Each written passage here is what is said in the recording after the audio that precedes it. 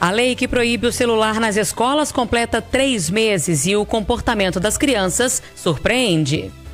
Em vigor há mais de 3 meses, a lei de proibição do uso de celulares nas escolas do ensino fundamental e médio tem sido um assunto discutido em todo o Brasil. Pensando nisso, a reportagem da Itatiaia decidiu visitar 3 instituições de ensino da capital, uma privada, uma estadual e outra municipal, para saber como está funcionando na prática. Nós conversamos com diretores, especialistas e estudantes sobre a mudança, cujo objetivo é diminuir o tempo de exposição às telas e promover a interação.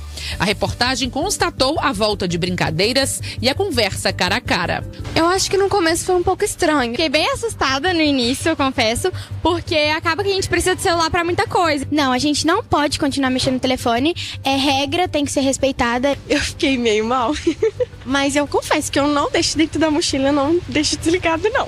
Chegou a notícia pra mim, foi um choque muito grande, porque todo pensamento de adolescente, vai ser aquela coisa chata, não vai poder mexer. Tá sendo complicado no início, mas depois é tranquilo. Essas são algumas das impressões de crianças e adolescentes dessas instituições.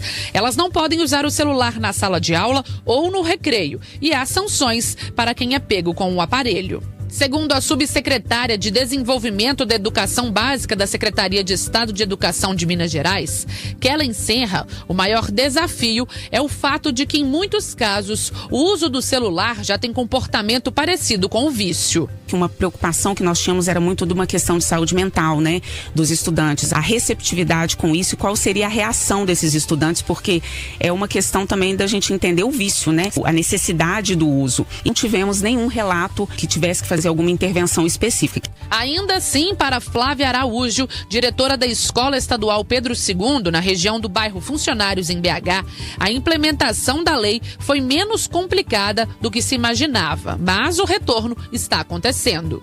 Nós fizemos um combinado com eles logo na primeira semana, que eles poderiam trazer o celular, mas manter o celular desligado dentro da mochila. A gente tem percebido a escola mais tranquila, os meninos se relacionando mais. Nessa escola, os celulares são guardados em saquinhos com lacres dentro de um armário e só os pais ou responsáveis é que podem retirar o aparelho. Segundo a estudante Amanda Silva, de 17 anos, que está no 2º ano do ensino médio, antes de a lei entrar em vigor, ela usava o celular para pesquisar assuntos que eram debatidos dentro da sala. Às vezes eu escutava música, copiando matéria do quadro ou fazendo alguma atividade, isso me ajudava a concentrar melhor. Já na Escola Municipal Sebastião Guilherme de Oliveira, na região do Barreiro, o diretor Ricardo Lima explica que a reeducação para aprender a lidar com as tecnologias, seus usos, riscos e benefícios deve ser geral e o ponto principal após a mudança. As tecnologias de informação vieram para ficar e são extremamente necessárias. Não há como a gente fugir desse processo. O mundo mudou e não é só mais o livro didático que carrega as informações. O celular, os tablets trazem as informações e são extremamente importantes, em que nós saibamos o momento certo de usar com responsabilidade. E a escola precisa ajudá-los com a ajuda da família.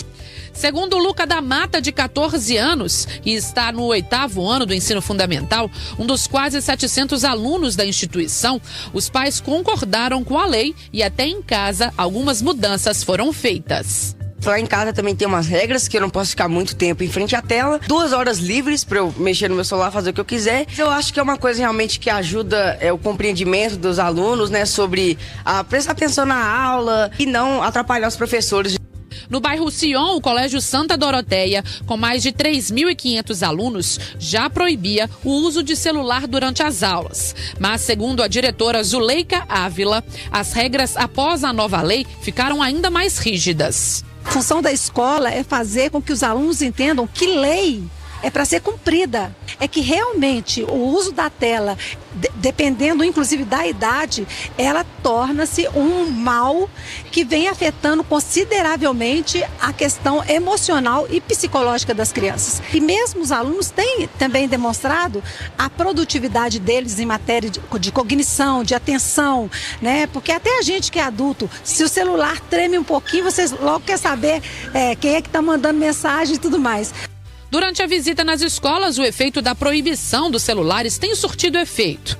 Os menores reaprenderam a brincar, baralhos, damas e totó voltaram aos horários do recreio. Já os adolescentes trocam as conversas de WhatsApp por esportes e interações à moda antiga, cara a cara, como explica a aluna Mirela Lopes, do 2º ano do ensino médio. Agora que a gente não pode mais utilizar, as redes sociais durante o recreio, a gente tem que focar em atividades de interação mesmo. Então é mais uma questão do social, de desenvolver essa parte e deixar o celular de lado. Entre os alunos mais velhos, alguns ainda foram flagrados pela reportagem, mexendo nos celulares em momentos que não eram permitidos. Mas apesar da percepção da maioria dos pais e mesmo alunos sobre a importância de mais restrições quanto ao uso do celular, Zuleika, diretora do colégio, conta também de um caso em que pais resistiram à mudança e citaram até a Constituição Federal.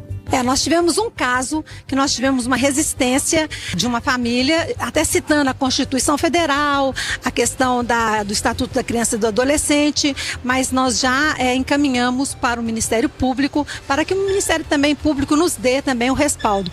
A gente só está querendo respaldos para que a gente fique tranquila, porque a gente não pode trabalhar contra uma lei.